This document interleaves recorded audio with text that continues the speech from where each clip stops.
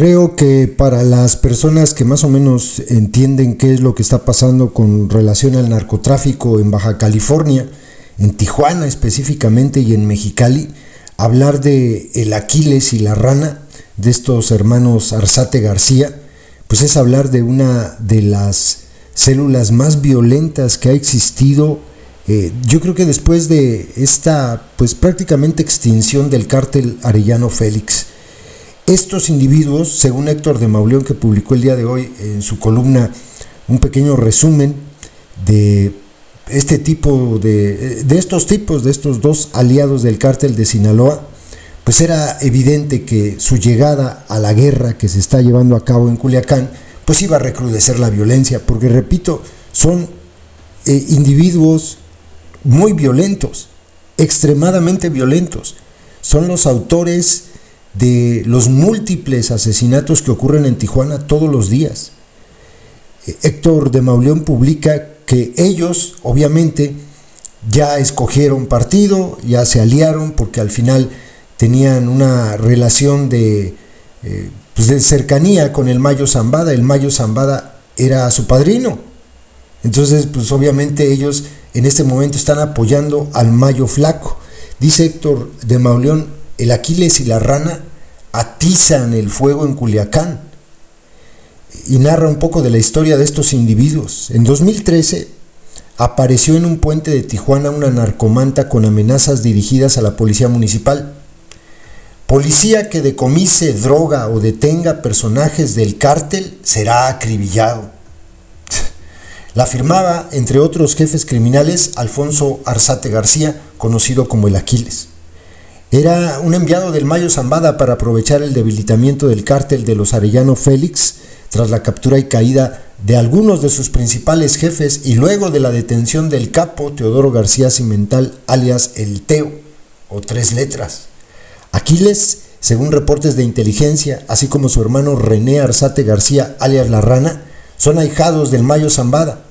A sangre y fuego lograron imponer el dominio de este en la ciudad fronteriza y controlar también el paso de droga por la ruta de Mexicali.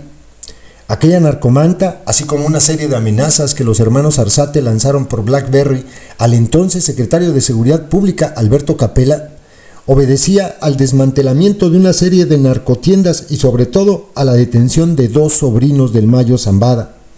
Con apoyo del ejército, las autoridades lanzaron un operativo en contra de los hermanos, y entonces los Arzate salieron temporalmente de Baja California y buscaron protección con su padrino.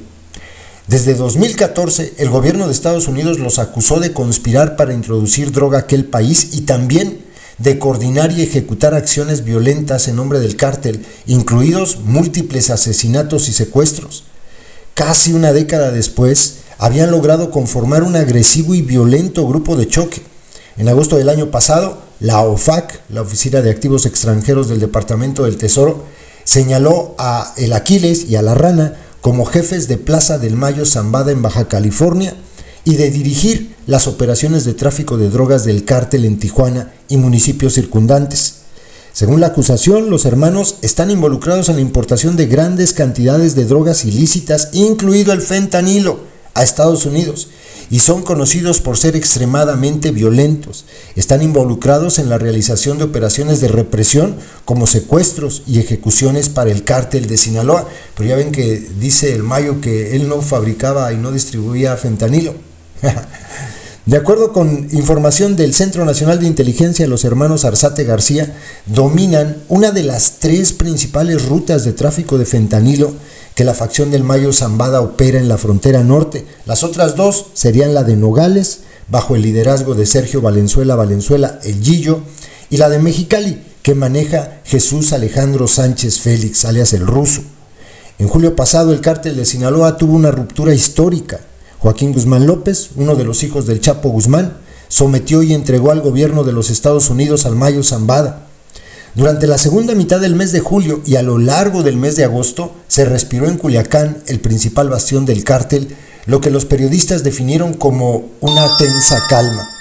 Al mismo tiempo, los reportes informaban que ambos grupos se preparaban para sostener una cruenta guerra. Conseguían gente, armas, vehículos. La Malliza para vengar la traición cometida en contra de su líder histórico, los hijos del Chapo, para terminar de borrar a la facción rival y aprovechar el vacío de poder que la captura del Mayo habría dejado. Surgieron reportes sobre encuentros de Ismael Zambada Siqueiros, el Mayo Flaco, heredero del imperio criminal de Zambada, con algunos de sus principales asociados. Finalmente, tras la ejecución de algunos operadores principales de ambos grupos, estalló el horror que hoy se vive en Sinaloa. Cerca de 400 muertos, unos 500 desaparecidos. Yo digo que estas cifras son mucho mayores, obviamente. Decenas de casas balaceadas o incendiadas, destrucción de cámaras de vigilancia, bloqueos, robo de vehículos, cierre de negocios, virtual toque de queda por las noches, jornadas en las que se cuentan hasta 14 homicidios. Ayer fueron 11. Constante aparición de cuerpos torturados junto a los que dejan cajas de pizza, en referencia a la chapiza, y sombreros que aluden a la prenda de vestir que caracterizó al Mayo y lo hizo acreedor al mote del señor del sombrero, y también el miedo y la inseguridad que vive como nunca antes una ciudad entera. A finales de octubre, en un enfrentamiento que dejó 19 muertos, y aquí quiero hacer un paréntesis porque en esta entrevista que nos dio este personaje de la facción de los Mayos, asegura que no fue ningún enfrentamiento, que fue una ejecución por parte de un mando militar a quien los Chapos presionaron, que llamaron precisamente a este detenido, el Oso o el Max, y que al llegar ahí, como tenían trato con este militar, pues no desconfiaron, y cuando llegaron ahí, los soldados los asesinaron. Bueno, fue capturado en Culiacán un operador de los hermanos Arzate García, Edwin Antonio Rubio López, el Oso. Quedó claro desde entonces que Aquiles y la Rana habían adoptado un bando en la disputa interna del cártel de Sinaloa y habían decidido apoyar al hijo de su padrino, el Mayo Flaco. En los últimos días, aunque el gobernador de la entidad, el delincuente Rubén Rocha Moya, sigue hablando de hechos aislados y Lady Repsamen guarda silencio, la violencia se ha recrudecido, imponiendo en la capital del estado verdaderas noches de pánico. Fuentes de seguridad asocian este recrudecimiento con la entrada a Culiacán de células de sicarios procedentes de las zonas que Aquiles y la Rana controlan, con la llegada de refuerzos que, a pesar del despliegue militar, auguran más horas de violencia en Culiacán.